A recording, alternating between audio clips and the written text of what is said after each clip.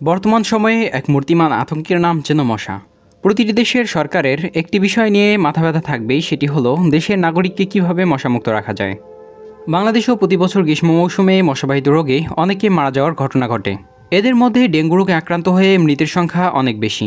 বাংলাদেশে সর্বপ্রথম 1964 সালে ডেঙ্গু ভাইরাসের আগমন ঘটে। এরপর থেকে দিন দিন এই ভাইরাসটির প্রকোপ বেড়েই চলেছে।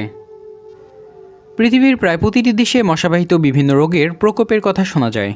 বিশ্ব স্বাস্থ্য সংস্থার মতে প্রতি বছর প্রায় গড়ে 7 লক্ষ মানুষ মশাবাহিত রোগে আক্রান্ত হয়ে মৃত্যুবরণ করে। তবে আপনাদের যদি বলি, পৃথিবীতে এমন একটি দেশ রয়েছে যেখানে একটিও মশা নেই। হ্যাঁ, ঠিকই শুনেছেন, পৃথিবীর এমন একটি দেশ রয়েছে যেখানে কোনো মশা নেই। দেশটি হলো আইসল্যান্ড।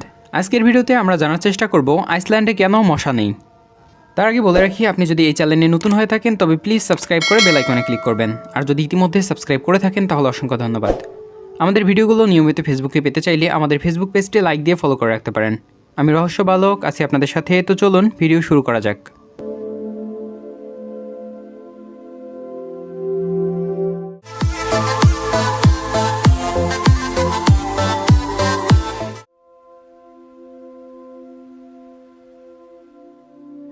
পৃথিবীতে প্রাণীর সংখ্যা নেহায়েত কম নয়। প্রকৃতিতে বিচিত্র সব প্রাণীর অস্তিত্ব দেখতে পাই আমরা। অসংখ্য প্রাণী আছে যাদের আক্রমণাত্মক স্বভাব এবং বিষাক্ততা অনেক সময় মানুষের মৃত্যুর কারণ হয়ে দাঁড়ায়। যদি কাউকে প্রশ্ন করা হয় পৃথিবীর সবচেয়ে ভয়ঙ্কর প্রাণী কোনটি, তাহলে সবাই হয়তো খুব বেশি না ভেবে কিছু বিষাক্ত প্রজাতির সাপ, মাকড়সা, নরমাংসভোজী বাঘ কিংবা কুমিরের কথা বলতে পারেন। জানাশোনা আরেকটু বেশি থাকলে হয়তো অনেকেই সমুদ্রের ছদ্মবেশী ঘাতক স্টোনফিশ কিংবা সাগরের আরেক মূর্তিমান আতঙ্ক বক জেলিফিশের নাম বলতে পারেন। কিন্তু সত্যি কথা বলতে এদের কোনোটি পৃথিবীর সবচেয়ে ভয়ঙ্কর প্রাণী নয়। হতাহত ব্যক্তির সংখ্যার পরিপ্রেক্ষিতে যদি আমরা পৃথিবীর সবচেয়ে ভয়ঙ্কর প্রাণীর খোঁজ করার চেষ্টা করি, তাহলে মশাই হচ্ছে পৃথিবীর সবচেয়ে ভয়ঙ্কর প্রাণী। শুনতে অবাক লাগছে নিশ্চয়ই। আগারে ছোট্ট একটি প্রাণী, যেটি কামড়ালে ক্ষতস্থানে সামান্য চুলকানি এবং ফোলা ছাড়া তেমন কোনো ক্ষতি হওয়ার আশঙ্কা নেই। এমন প্রাণীকে যখন পৃথিবীর সবচেয়ে ভয়ঙ্কর প্রাণী হিসেবে আখ্যা দেওয়া হয়, তখন বিস্মিত হওয়া খুব স্বাভাবিক একটি বিষয়। কিন্তু পরিসংখ্যান বলে প্রতি বছর পুরো বিশ্ব জুড়ে প্রায় 10 লাখেরও বেশি মানুষ মৃত্যুবরণ করে মশার কামড়ে। জিকা ভাইরাস, ম্যালেরিয়া, চিকুনগুনিয়া কিংবা ডেঙ্গু জ্বরের মতো অসংখ্য প্রাণঘাতী রোগের জীবাণু বহন করে থাকে মশা। মশার কামড়ের ফলে এসব ভাইরাস মানবদেহে প্রবেশ করে। বিশ্ব স্বাস্থ্য সংস্থা বলছে পৃথিবীর মোট জনসংখ্যার প্রায় অর্ধেক মশাবাহিত রোগে আক্রান্ত হওয়ার ঝুঁকিতে আছে। মানবদেহ থেকে নির্গত কার্বন ডাই অক্সাইডে আকৃষ্ট হয়ে মশা তার লক্ষ্য নির্ধারণ করে। মাত্র 3 মিলিমিটারের একটি প্রাণী যখন লাখ লাখ মানুষের প্রাণের ঝুঁকির কারণ হয়ে দাঁড়ায়, তখন সেই প্রাণীকে আর পৃথিবীর সবচেয়ে ভয়ঙ্কর প্রাণী না বলে উপায় আছে? মজার বিষয় হচ্ছে পৃথিবীতে এমন একটি দেশ আছে যেখানে কোনো মশা নেই। হ্যাঁ, আপনি ঠিকই শুনেছেন, একটিও মশা নেই সেই দেশে। উত্তর ইউরোপের কয়েকটি দেশকে বলা হয় নার্ডিক দেশ। এই নার্ডিক দেশগুলোর মধ্যে অন্যতম হলো আইসল্যান্ড। এই দেশটি হচ্ছে পৃথিবীর একমাত্র দেশ যেখানে একটিও মশা নেই। আইসল্যান্ডে সর্বশেষ মশা পাওয়া গিয়েছিল প্রায় 40 বছর আগে, যাকে গবেষণার জন্য সংরক্ষণ করে রাখা হয়েছে। পৃথিবীর অনেক দেশের সরকারের চিন্তার বিষয় হচ্ছে কিভাবে জনগণকে মশার প্রাণঘাতী কামড় থেকে রক্ষা করা যায়। কিন্তু আইসল্যান্ড সরকারের এমন কোনো চিন্তা নেই, কারণ সেই দেশে কোনো মশা নেই। গত কয়েক দশকে মশার কামড়ে বিভিন্ন সংক্রামক রোগের ভাইরাস ছড়িয়ে পড়ার কারণে বেশ কয়েকবার মহামারী সৃষ্টি হয়েছে আফ্রিকা এবং এশিয়ায়। এসব মহামারীতে অসংখ্য মানুষ মৃত্যুবরণ করেছে। এছাড়াও প্রতি বছর প্রায় 70 কোটি মানুষ মশাবাহিত রোগে আক্রান্ত হন। সাধারণত গ্রীষ্মকালে মশাবাহিত রোগের ভয়াবহতা বেড়ে যায়, কারণ উষ্ণ আবহাওয়ায় মশার বংশবৃদ্ধি বেশি হয়। আইসল্যান্ডে যেহেতু মশা নেই, তাই মশাবাহিত রোগের বিস্তার ঘটবে এমন সম্ভাবনাও নেই।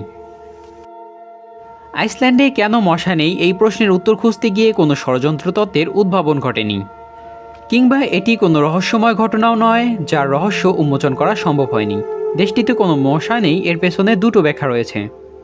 প্রথম ব্যাখ্যাটিতে বলা হয় আইসল্যান্ডের আবহাওয়া এত বেশি প্রতিকূল যে মশার টিকে থাকার কোনো সম্ভাবনা নেই সেখানে।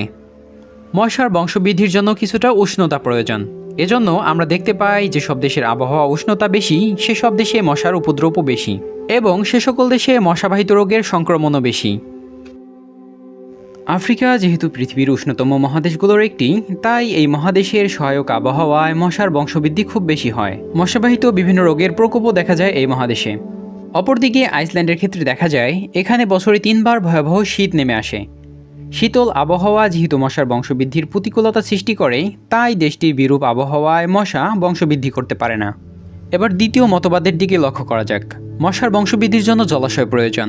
অনেক বিজ্ঞানী মনে করেন আইসল্যান্ডের জলাশয়গুলোতে রাসায়নিক পদার্থের যে অনুপাত রয়েছে সেটি মশার বংশবৃদ্ধির দরুন কঠিন করে তোলে। এর পাশাপাশি বদ্ধ জলাশয় দরকার হয় যেখানে নেই কোনো স্রোত। মশার ডিম থেকে লার্ভা থেকে শুক্কিট থেকে পরিণত বাচ্চা, এই চক্রের জন্য সময় এবং নির্দিষ্ট তাপমাত্রার পাশাপাশি স্রোতহীন জলাশয়ের প্রয়োজন হয়। আইসল্যান্ডে স্রোতহীন বদ্ধ জলাশয়ের বেশ অভাব রয়েছে, তাই মশার বংশবৃদ্ধির পক্ষে কোনো যৌক্তিক কারণ খোঁজার অবকাশ নেই এই দেশে। এছাড়াও ব্যাখ্যা অনুযায়ী যেহেতু দেশটির বছরে 3বার ভয়াবহ শীত নেমে আসে, তাই জলাশয়গুলোর পানি 3বার বরফে পরিণত হয়, যার ফলে ডিম থেকে বাচ্চা ফোটার যে চক্র সেটি ব্যাহত হয়। এভাবে চরম প্রতিকূল পরিবেশে যে মশা বংশবৃদ্ধি হওয়া সম্ভব নয় সেটি সহজেই অনুমেয়। এবার মনে একটা প্রশ্ন জাগতে পারে, আইসল্যান্ডের প্রচণ্ড শীতের কারণে যেহেতু মশা বংশবৃদ্ধি করতে পারে না, তাহলে ইউরোপের শীতপ্রধান দেশগুলোতে কিভাবে মশার অস্তিত্ব আছে? এর উত্তর খুঁজতে গেলে আমাদের খুব বেশি দূরে যাওয়ার প্রয়োজন নেই। আইসল্যান্ডের পার্শ্ববর্তী দেশ গ্রিনল্যান্ডের দিকে তাকালেই চলবে। গ্রিনল্যান্ডের ক্ষেত্রে বলা যায় যখন শীতকাল শুরু হয় দেশটিতে, তখন মশা শীতনিদ্রায় চলে যায়। এরপর আবার যখন শীতের শেষে বরফ গলা শুরু হয় তখন মশা ডিম পাড়তে শুরু করে। আইসল্যান্ডের মতো এখানে শীত শেষ হওয়ার পর আবার হঠাৎ করে শীত নেমে আসে না। মোটামুটি ঋতুচক্র অনুযায়ী নির্দিষ্ট সময় পর্যন্ত পার্শ্ববর্তী দেশ আইসল্যান্ডের তুলনায় উষ্ণতা বিরাজ করে। তাই এই দেশে মশা নিজের ডিম থেকে বাচ্চা ফোটানোর চক্র পূর্ণ হতে যে সময় দরকার সেটি পেয়ে থাকে। এজন্য পৃথিবীর একমাত্র দেশ হিসেবে আইসল্যান্ডে মশার বংশবৃদ্ধি না ঘটলেও ইউরোপ এবং পৃথিবীর অন্যান্য শীতলতম দেশে মশার বংশবৃদ্ধি ঠিকই ঘটে থাকে। তবে আইসল্যান্ড ভবিষ্যতে কতদিন মশাবিহীন দেশের স্বীকৃতি ধরে রাখতে পারবে সেটি নিশ্চিত করে বলা যাচ্ছে না। আমরা সবাই বর্তমান সময়ের অন্যতম আলোচ্য বিষয় বৈশ্বিক উষ্ণায়ন সম্পর্কে অবগত। অনিয়ন্ত্রিত শিল্পায়নের ফলে প্রয়োজনের অধিক মাত্রায় কার্বন ডাইঅক্সাইড এবং অন্যান্য ক্ষতিকর গ্যাস নির্গমনের জন্য বিশ্বের উষ্ণতা বেড়ে যাচ্ছে। যে হারে নেতিবাচক বৈশ্বিক পরিবর্তন ঘটছে, তাতে যদি একসময় আইসল্যান্ডের আবহাওয়া পরিবর্তন হতে শুরু করে, গতানুগতিক বছরগুলো 3বার শীত নামার বদলে যদি উষ্ণতার আধিক্য দেখা দেয়, তবে আদূর ভবিষ্যতে হয়তো পৃথিবীর বাকি দেশগুলোর মতো আইসল্যান্ডেও মশার প্রজনন শুরু হবে। মশার বংশবৃদ্ধি হওয়া মানে মশাবাহিত রোগের সংক্রমণ ঘটার সুযোগ তৈরি হওয়া। বর্তমান মশার অনুপস্থিতিতে মশাবাহিত রোগের সংক্রমণ শূন্যের কোঠায় থাকা আইসল্যান্ডের সরকার কিংবা জনগণ যেভাবে নির্ভর রয়েছে, হয়তো একসময় এরকম নির্ভর নাও থাকতে পারে। আশা করি ভিডিওটি ভালো লেগেছে। ভিডিওটি ভালো লাগলে অবশ্যই লাইক করতে পারেন, কমেন্ট করে জানাতে পারেন আপনার মূল্যবান মতামত। ভিডিওটি বন্ধুবান্ধবদের সাথে শেয়ার করতে পারেন এবং আমাদের চ্যানেলে নতুন হলে সাবস্ক্রাইব করে পাশে থাকার অনুরোধ রইল। একই সাথে আমাদের চ্যানেলের অন্যান্য ভিডিওগুলো দেখার আমন্ত্রণ রইল। দেখা হতে পারে পরের কোনো ভিডিওতে। ততক্ষণে সাবধানে থাকুন, সতর্ক থাকুন। ধন্যবাদ।